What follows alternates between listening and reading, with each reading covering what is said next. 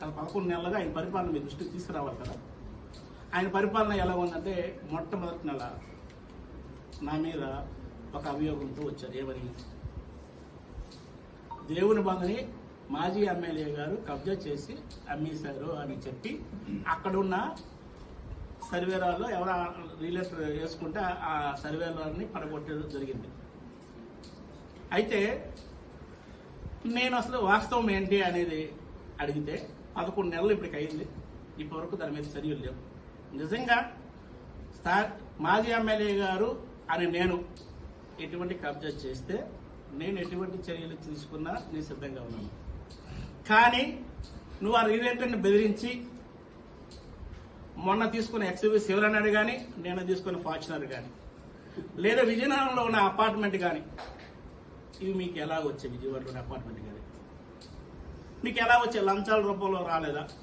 నేను ఇంకా ముందుకేసి నాకు ఎవరైతే రియల్టర్ నువ్వు అబద్ధం చెప్తారు, ఎమ్మెల్యే గారు ఎందుకు డబ్బులు అడుగుతున్నారా, కొత్తగా వచ్చారా 3 రోజులు అయిందంటే అనయ్య నువ్వు నమ్మకపోతే నేను ఇంత క్యాష్ కట్టాను, ఆయన ఇంత క్యాష్ లోన్ పెట్టాడు, కావాలంటే నేను ఏ అకౌంట్ వేసానో ఆ అకౌంట్ స్లిప్ కూడా నీకు పెడతానని చెప్పి నాకు పెట్టడం జరిగింది.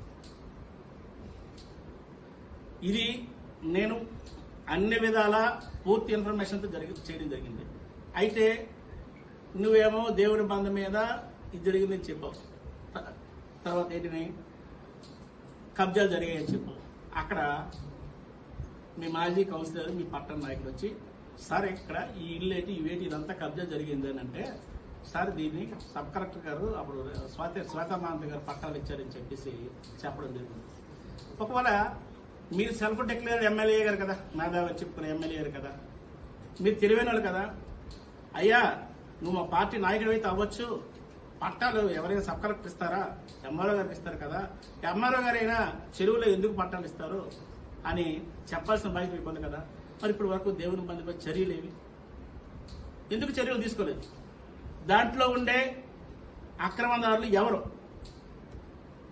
వాళ్ళపై ఎందుకు చర్యలు తీసుకోలేదు అన్నావు. రేపటి కాలం చెరువు అయిపోద్ది అన్నావు. ఏది చెరువు ఎక్కడైంది? చెరువు అవ్వకపోయినా మా నాన్నయ్య గారి పైన మా గున్నేష్ గారి పైన నీకు కక్ష సాధించుకున్నావు. అంతకుమించి చేయలేవు. ఎందుకంటే వాళ్ళు అంతకుమించి చేయలేవు కాబట్టి వాళ్ళ మీద